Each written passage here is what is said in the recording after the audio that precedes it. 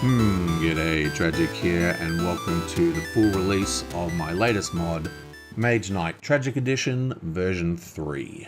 So yeah, this is the third version of my Mage Knight mod, and this isn't really a replacement for the existing mod that most people know about. There is a mod on the workshop which I highly recommend you use called Highly Scripted, so it's Mage Knight Highly Scripted. It's made by a mate of mine named Tuff. It's a fantastic mod, and it is the mod that most users should probably use. This one is a little more specialized.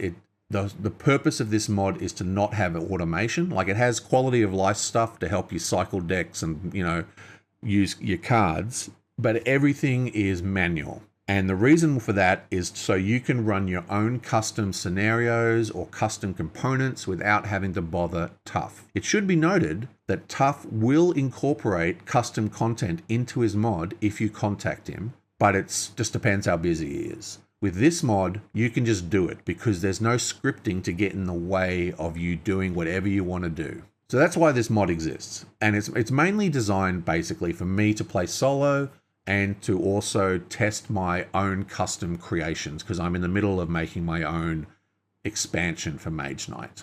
In the description for this video, there should be little sections that'll jump you around and answer any questions. I'm going to try and be concise, but I do blather. That's why I call myself Tragic the Blathering. So hopefully it's not going to be too long-winded. So let's get straight into this and we'll show you how the mod works. For starters, you have all your official Mage Knights here.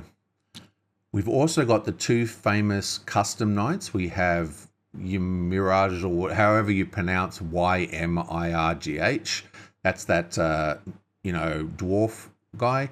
And the other dwarf called Jamon, who is also one of the famous custom knights. Up here, you have my 3 custom knights. Like I said, I'm in the process of making a custom expansion that has a lot of content in it.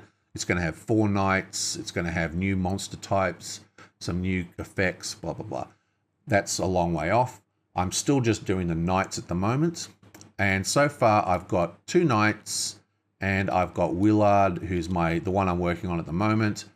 They're all in flux, but they're there for you to play if you want to play test them. But all the official knights are here and there is a space left over for the coming Apocalypse expansion. Oh yeah. So the way you use this is the same as my other versions of the Mage Knight mod. You have these little knight position sort of places here.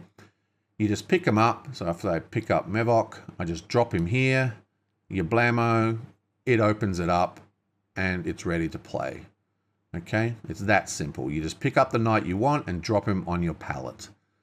If you want to do a random, all you need to do is grab the guys and drop them into this shuffler and then just drag it out and it's a random select. So we'll get her, nice, blonk.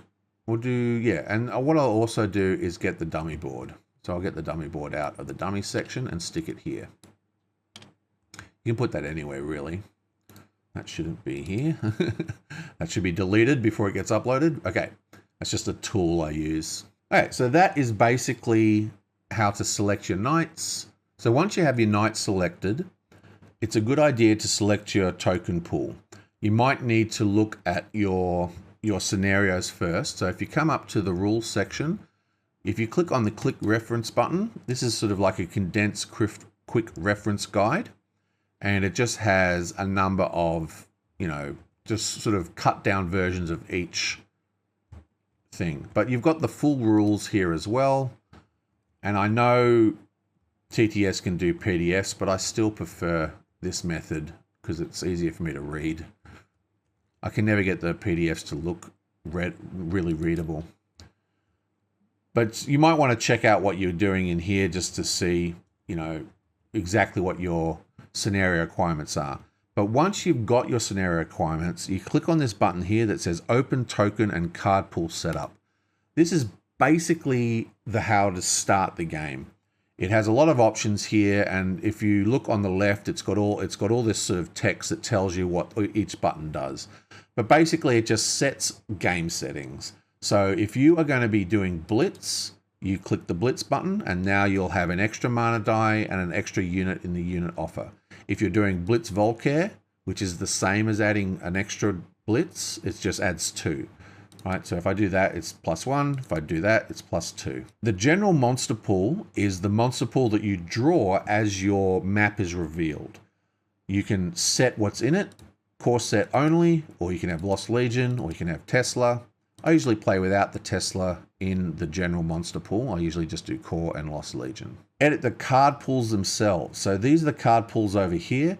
Basically, turn off or on competitive spells and turn off or on ultimate cards. Now the ultimate cards, as people know, they're these dual colored cards, are very strong. A lot of people think too strong. So there's an option to just remove them automatically.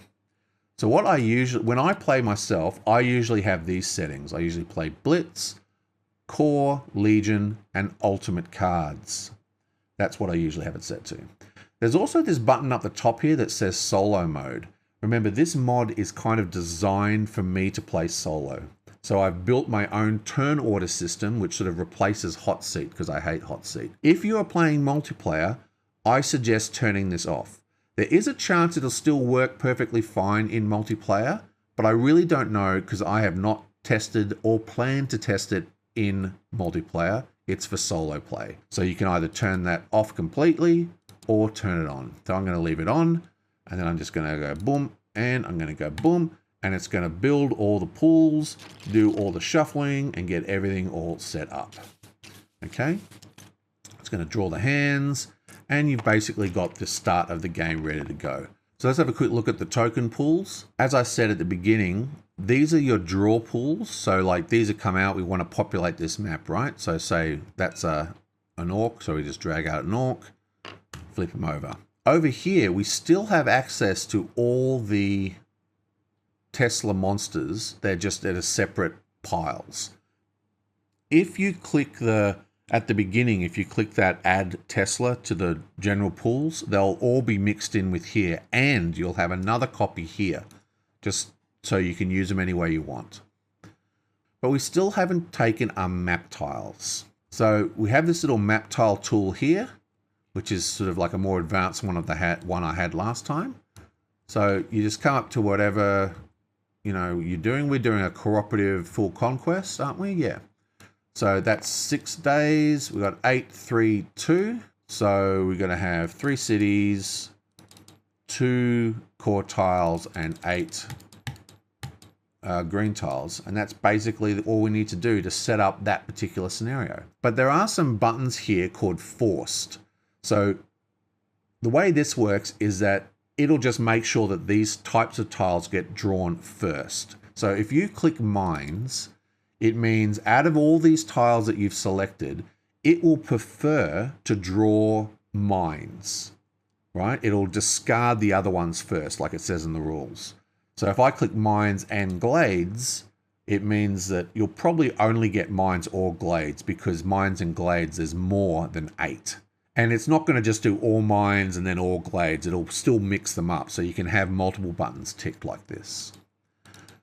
So for example, if I was going to do mines liberation, right? It is 811, so I'd go 811 and force the red city and force mines. That's how I'd do it. If I was going to do dungeons, I'd force the dungeons and the blue city, and so on and so forth. And that's basically how it works. Okay? But we are going to play nothing forced. And you can also force an extra city as the Volkare camp. There's also this button here that says wedge start. This just determines where you have the wedge start or where you have the open start. This is open, as you can see, for this particular thing. So that's it. So I'll just bring this down here so it's a little more visual so you can see it. But basically, you just hit confirm and build map pool, and it just does everything it needs to do. So what it does is you've got the draw piles here. I've even got a little bit of extra where you can draw out start tiles just in case you chose the wrong start tile. And it draws them into these shufflers, then shuffles them individually, and then stacks them in here. And that's it. And then all you need to do is drag out your guys, and you're ready to start. Now in this particular case, we still have the dummy player to set up.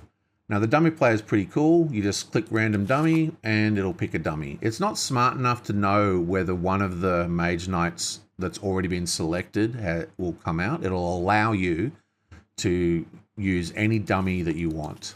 There's no restrictions because again, see, there you go. So I'm playing Mevok, but I can also have him as a dummy. And like I said, this is because the whole point of the mod is freedom for you to play whatever rules you want to play. I'm not trying to enforce anything.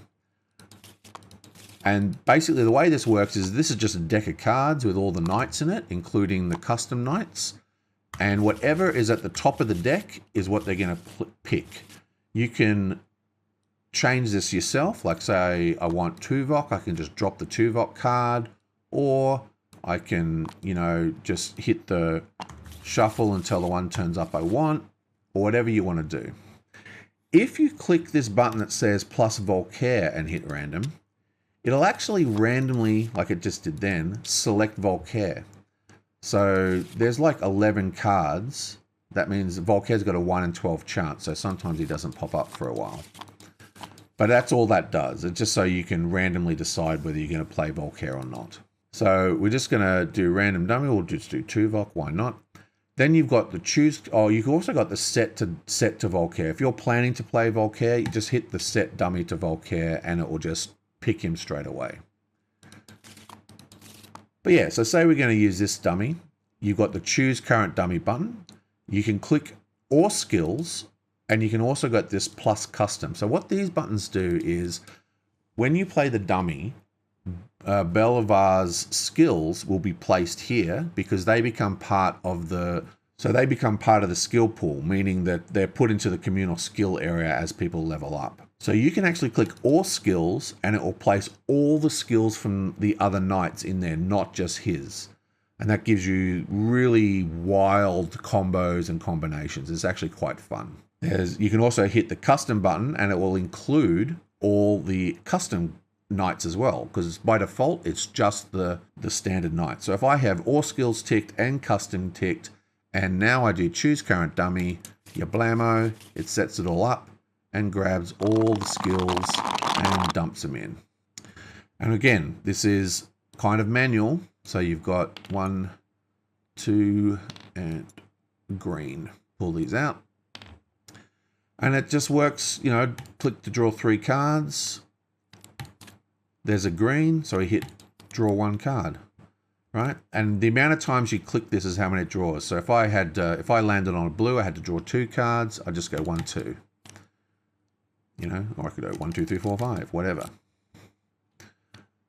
So draw 3, 1. And if you right click on these, it'll just reset the deck. You can do that at the end of the turn. That's how the dummy board works. Now, there is some more to do with the dummy when you're playing Volkare. I'll talk about him later. I'll just move on. Okay, what else?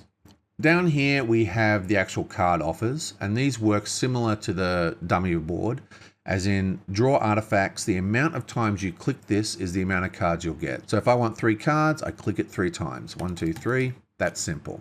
If I want 1 card, I click it once, and it will automatically clear the offer. I've also got this little dungeon die here. So if you click this, it'll roll a dungeon die and tell you whether you've got a spell or an artifact. So like if you look over here, where's the dungeons? There we are. So it's basically a 4 out of 6 chance of getting a artifact or a spell from the dungeon. These ones here, if you click them, you see nothing happens, and that's because they're full. But if these require sort of sliding, so cards have been taken, it'll slide them and then replenish the offer. At the end of the round, if you right click them, it'll, you know, do the, you know, discard the last card and stuff. And if you haven't bothered to, you haven't bothered to refill the offer, it'll do that first. Over here we have our unit offer. So if you just click the unit offer, it'll do this at the end of the round. It'll just redraw the unit offer. Very simple. One of the cool things is, if you have a core set, a core tile automatically out, it'll automatically understand that and set core units on. So you don't have to remember that anymore. Okay? But you don't have to have it automated. Okay? So there's this button here. So if I turn that off, right? That's whether it's got core units or not, and I hit draw. See how it automatically turned it on? That's because I've got the automatic draw setting on, and it's on by default. So see this button here? Automatic gold units on. You can click that to make it manual. And now, even though there's a core unit, a core map tile out, if I click, it'll only draw silver units. And once you have this set up the way you want, if you want, you can just right click to remove that button so no one fiddles with it. And that's basically how that works. Also, one last thing, you've got the found monasteries. You just drag one out, drop it down, and out comes the monastery card. So say I've discovered 2 monasteries come out. If I do a draw, then, you know, it'll redraw those as well. If a monastery is burnt down, just discard one, like so. And now when I do the next draw, it'll only draw 1. And that is basically that. So the way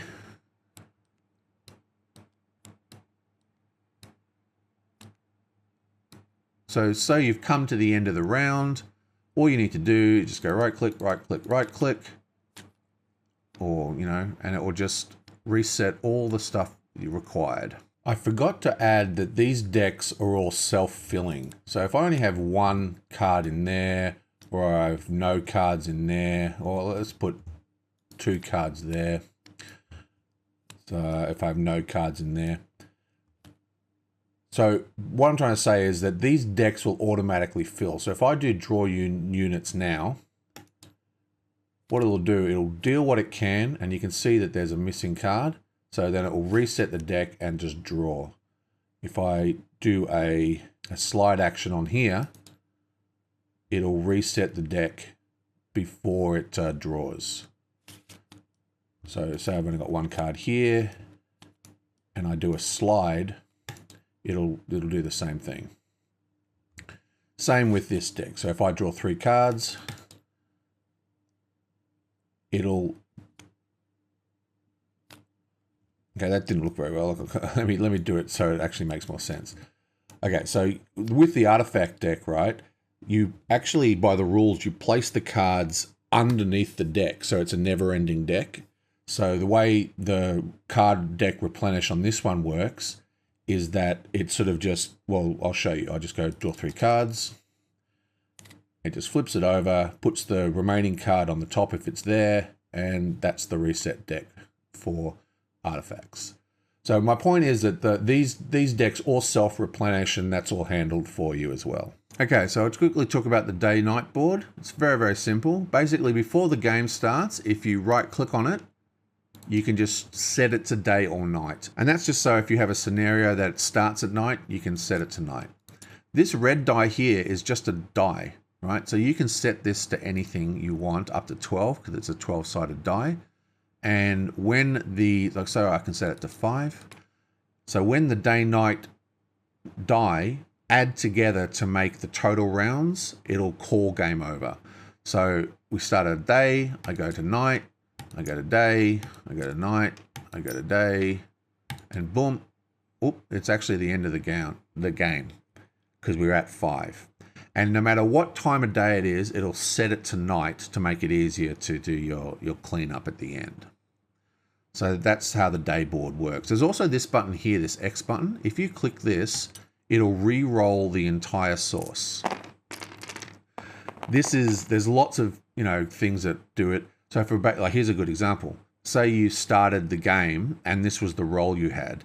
The rules say that if ever half or more of the offer is non-basic, you re-roll the offer. So boom, you can do that.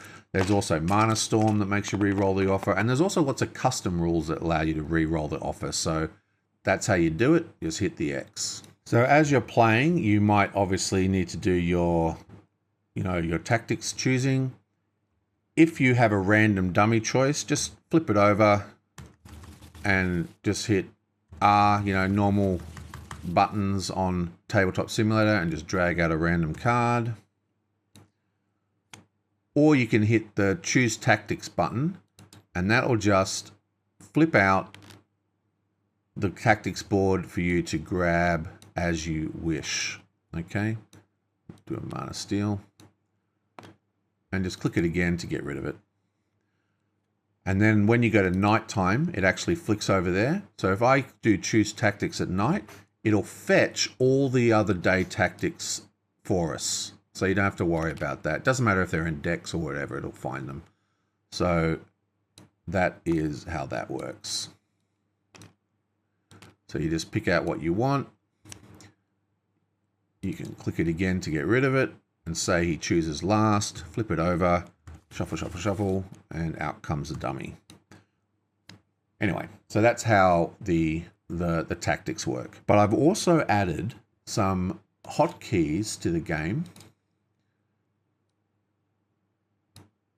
Draw Rampage token, draw Keep, draw Mage Tower, etc., etc., etc., which makes this a lot easier. So basically that is just bam, bam, bam, bam. Flip, flip, flip. We also have a thingo, so we'll drag one of them out. And that's basically how the game works. Now let's take a look at the player board. So the player boards, I'll just turn that off. The player boards are pretty simple. Let's go over here. So when the player boards load, they load with the competitive skill and the cooperative skill outside of the skill box, which is this thing here. And that is because, people have different ways of using them. They don't like using them, so they get rid of them, or they use both of them, or some scenarios only use one or the other. So instead of me coding all of that, you just do it manually. That's kind of the point of this mod. So we're playing cooperative. So I'll get the cooperative skill, put it in here, and I'll discard this to the trash bin, which I'll talk about in a sec. And now we're ready to play. This is our pug. So I'll just stick him over here. Now the board is pretty simple. You've got your draw here. So this will draw up to your hand limit, okay, which is written here in green down here. That's the hand limit. You can draw extra cards with just the draw card button. So if you want to draw 2, you click it twice. If you want to draw 3, click it 3 times. It's that simple. Any card that you drop, so sort of on the edge of the board here is a hidden bin, okay? And basically when you're finished, if you just drop things into there, it'll send them back to your discard pile. But it'll also, it'll destroy mana tokens. It'll work on wounds. Anything, okay? So if I just draw a 5, I put all this in here, it'll floom. Just does it. If I have a bunch of monsters, these are all defeated. If you drop them in here, they fly up to their discard piles up here, and they use their texture to paint them so you can tell what the last thing dropped in was. So you can just pull that out. So basically, as you play, you just drop things in there. You've also got these sort of extra buttons here. So say I had, planning, right? And I'm getting a bonus draw. I can click that to get a bonus draw. And now I'm drawing to 6 instead of 5. Or say I played, Portal? Yeah. So say I played Temporal Portal. It gives you +2 to your hand size, right? I can just go bam for temporary +2. Now I'm drawing to 8 because I'm +2 plus planning, and bam, out they'll come, right?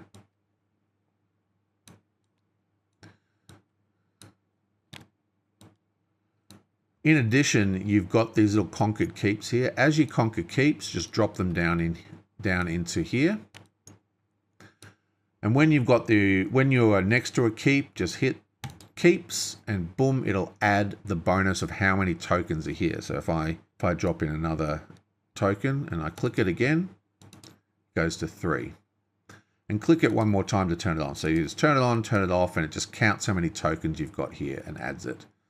So if I was in this position, I'd be drawing to 9 because I've got 3 conquered keeps. I've also got planning for +1, which means I'm drawing 9 cards. Okay. And that's pretty much the way it would work. So say I was fighting this guy, fighting a double. We've got 5 here, so I can just go blam, blam. And that is a boom. So that's got 5 attack. This guy needs 5 to kill, so he's gone. This guy, I've got not a lot of other options here. I've got my Horde card. That's 4 attack. So I take 2 wounds. I hit the wound thing twice. And oh, I don't have a red mana. So say there was a red mana up here. Could take the red die. He's now dead as well. I've completed this. I just discard everything. It sends the dices to be re-rolled. It discards my cards. And it sends this guy over here. And this guy over here. And that's basically how you play. Now, there are some other little things to take note. When a card is being thrown away, all you need to do is flip it over, and it gets this little mark on it, right? So if this mark is over here, see it's gone. It's just when it's on your player board. And anything with that mark will be discarded. So these are wounds, right? So they're just deleted from the game. They don't go anywhere. But if I'm going to throw out stamina, right, and I discard it, it gets sent to this little chest here. And that's just so you can keep an eye on things if you need to grab them back if you made a mistake. But it's pretty simple. Anything face up goes to your discard pile, right? And anything face down goes to the thrown out area. In addition, you've got some rollers here. Like say you've conquered a spawning ground. You roll 2 die, or this one you roll 3 die. You can just go 1, 2, 3 and roll 3 die, and it tells you what you've got, and you're ready to go. You've also got, I may as well show you now. So we got a blue, a green, and a white. So you get a blue, a green, and a white. And this is one of the things I like about my new mod. One of the things I'm really happy with is that when you are drawing, you're actually drawing mana tokens, and they stay as mana tokens. To turn them into mana crystals, you just drop them into the inventory area, and then it turns into a crystal. And once it's a crystal, it stays as a crystal. And that's really handy for me because I often, after you've done a whole bunch of different attempts to figure out how you're going to do your move, you forget what is generated mana and what is crystal mana. Now that's not an issue. So if it looks like this, it's a mana token. Otherwise, it's a crystal. And these are all discardable objects as well. What else? Oh yeah, so I don't know if I told you, but the wound buttons, you just click the amount of times you want to wound. So 3 wounds. Or I could click the poison button, go 1, 2, 3, and it will send 3 into the discard pile and 3 into my hand. As you level up, just drag these suckers out. And basically, now we've got a hand size of 6. So if I turn off all these bonuses and I hit draw, it's now drawing to 6, but nothing happens because we don't have, we haven't got things. So these things don't have to all be the same. So that's some of them are set to discard and some of them are set to keep. You can do all that. But so now we're drawing to 6. Well, probably need to have cards to draw, but now we're drawing to 6. Now this value is basically just, I have to get into the, if you're making your own mod. So if you're in the admin position, you've got access to a thing called GM notes. This is just a value. So I can make that any value I want or no value if I want to change how the hand size works for my particular rule set that I want to run. Okay. What else? So these are all the skills. I just drag them out. The skills are, chuck them into here. If you want to chuck them from the game, you can chuck them into the discard pile and they go out of the game area. And you've also got these little markers. So these markers just are mainly for mods, just to allow you to, you know, so you're running the quest mod or something, you can drop the marker there or whatever. Now, say I've burnt this place down. What I need to do is click on the shield token and it'll place the shield token at the location where my pug is. Okay. If you want one for any other reason, just right click on it and it will just stick it on the table. These are discardable, of course, but that's basically what happens. If you want to place a token somewhere, like say I've done that, you just go blam. Okay. Now they come in kind of big. I like them big because it's easy to see. In this case here, it's a maze, which means you can actually have multiple tokens there. You know, just shrink them. Like I said, you know, just use the scale, wherever it is, scale, just shrink them down. And you can make them any size you want, and they'll snap to individual ones. Okay, so that's pretty much the player board. The real takeaways is that the token, if you're going to have a mana crystal, you have to drop it here first, and how the player board works here. So just to recap, you've got draw a card, click at the amount of times you want to draw. You've got draw to your hand size settings. You've got add modifiers that you can add or right click to make as big or small as you like. And if you click this, it'll count how many keep icons you have here and add it. And that's pretty much it. It also handles the default hand size automatically by drawing out your action tokens. Oh, there's also this. So there are some cards and skills that give you extra units. So there's like a little platform that you can drag out to add extra units. There's no way currently to have more than 2 extra units. So I only made space for 2, but these can be put anywhere you like. It doesn't really matter. So for example, say you had, oh, there he is. So you had this. I could just go blam, turn it into, you just right click it and go set state. And now it's, I have an extra unit with that special card. Okay. And that's the same for Norwez's skill. Like it's just a set state. Oh, actually, there is another thing I should say. Where's another? Here we are. So if you have a unit, you'll notice that everything's got their own snap points. Oh, that's not a. Sorry, if you have a unit,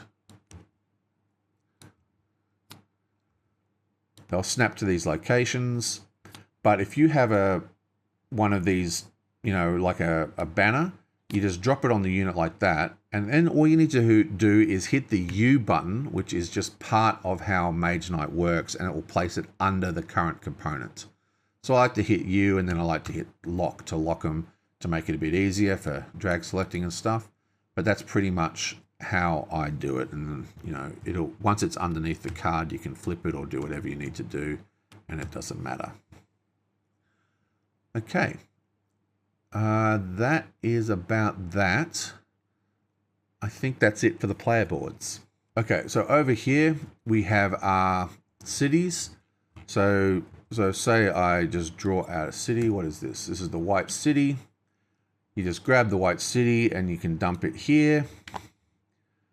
And then you just set it towards, so say I set it to level 8. I just hit the 8 button on my keyboard and bang, it's set up. And you can see that this one is gray and 3 whites. I put them over here. You've got a little rule here. It helps you work out exactly what all the icons mean. And that's pretty much that. These go up to 11, right? And 12 is the default, is the null city. Now, I like these nice and big like this. These will not interfere with your token. So if I put a dragon there, you know, and I put a keep here or whatever, it just falls straight through them. So, you know, if I get my actual player token and I drop it here, it won't matter. Okay. But these are basically, that's basically all you have to do is just drop them down and set the number you want. Or, you know, don't even drop them down if you don't want. You can just use them up here. Okay, so to use Volkare, you just hit the set dummy and there he comes. And just like before with the ore skills and everything, and once you got him the way you want, just hit choose current dummy and blam, out he comes. So that'll chuck in all the skill boxes for the individual knights, and then that's a random thing. You just pull one out. If you don't like it, just get a different one. There you go. And always we're playing versus him, so let's get this one. Okay, or I don't like him, whatever you want to do.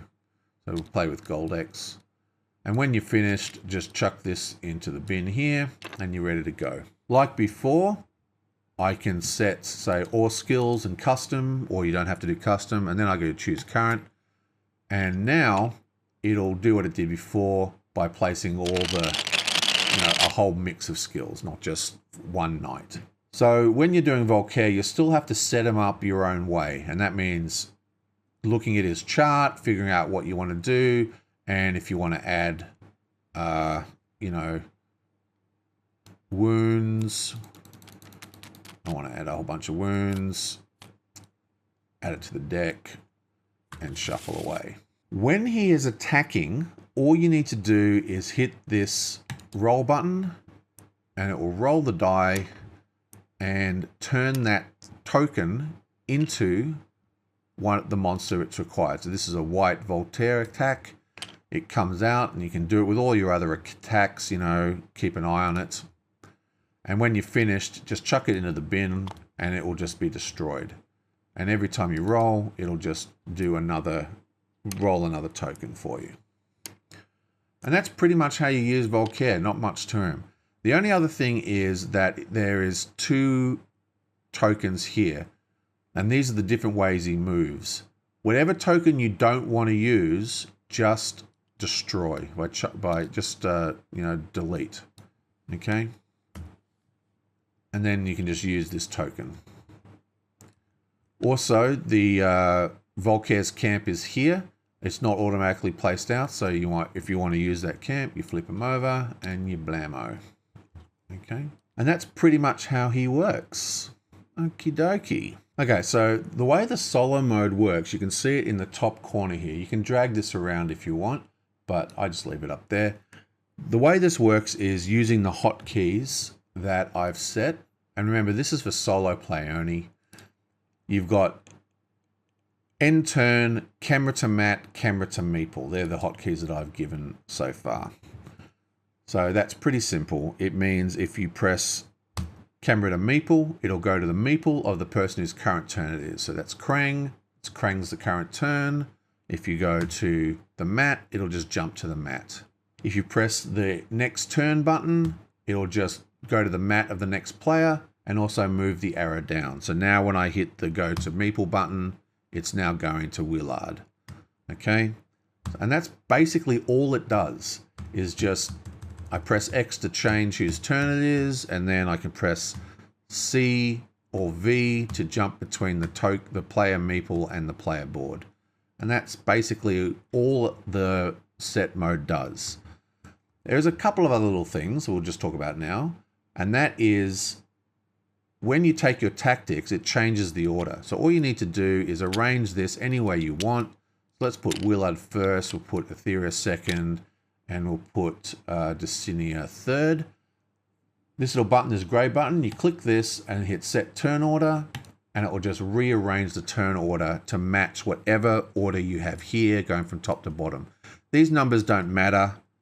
It's just a visual thing. So if I do that, and now I do it, it'll still work. Oh yeah, I forgot to say. Basically, if you click the arrow, it'll change turns. So if you don't want to use HotKeys, just click the arrow. If you right click the arrow, it'll go backwards one. Just so right click goes back, left click goes forward. And if you click the actual character, it'll just zoom to them. And you can zoom to them even if it's not their turn. So click on Dicinia, goes to Dicinia. And click on Mevok, goes to Mevok. And I can click the arrow to change what actual turn it is. And of course, I've also got the hotkeys that I was showing before. And that is basically the turn order system. Very, very simple. It doesn't do a lot. It's just to replace hot seat. All it does is change the turn by moving the arrow down the UI. And once whatever the arrow is talking to or pointing at will allow you to jump to the meeple or jump to the player board. Okay, so this is a little demo mode that I was using when I was writing this tool. But over here, there's a little tool for scoring, and it doesn't automate the whole scoring, but it does help a lot. So the way it works is all you need to do is you just get your tool and get your meeple and just drop it on the tool like that. Okay.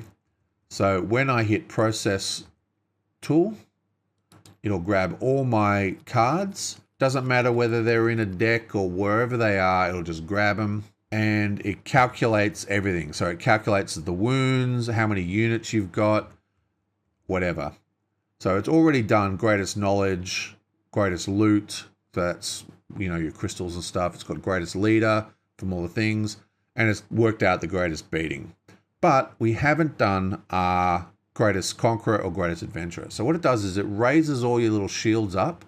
Then all you need to do is click on them. So A for adventurer, C for conqueror. So adventurer, conqueror, conqueror, adventurer, conqueror, adventurer, and adventurer.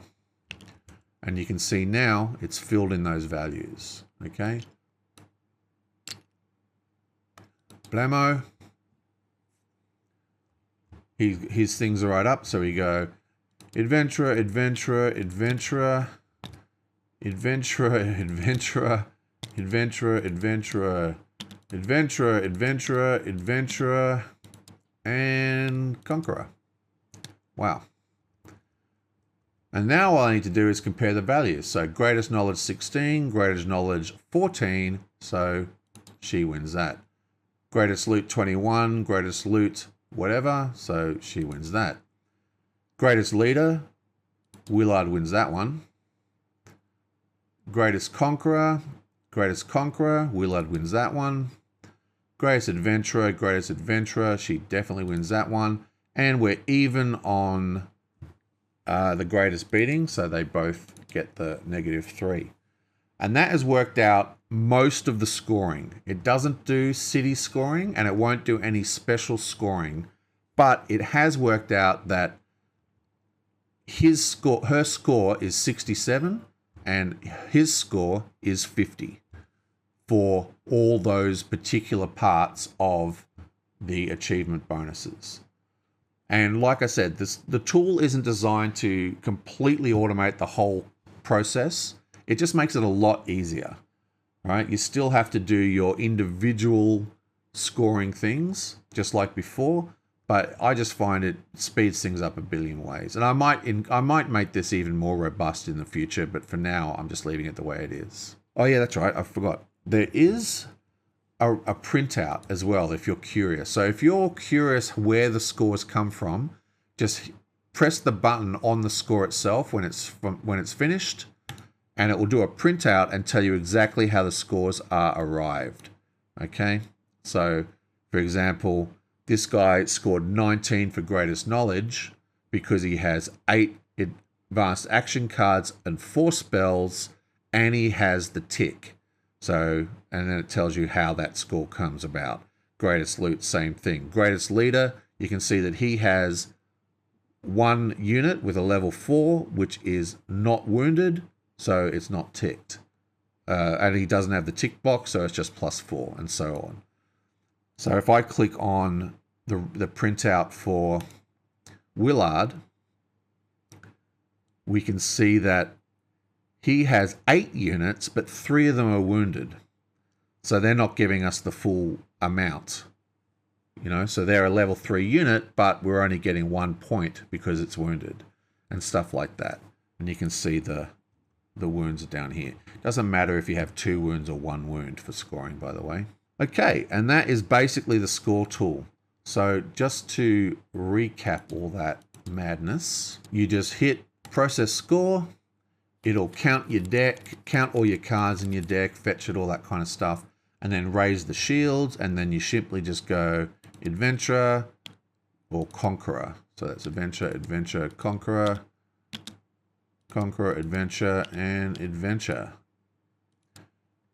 And that gives you a leg up in calculating all the scores really quickly. And then whoever's the best in their section, you just give them a tick to add the extra 3, and it will change the total score. So it's already calculating that -4. That's why ticking it is only removing 3. Even though it says 7, it only removes 3 because it's already calculated the -4, if you're wondering.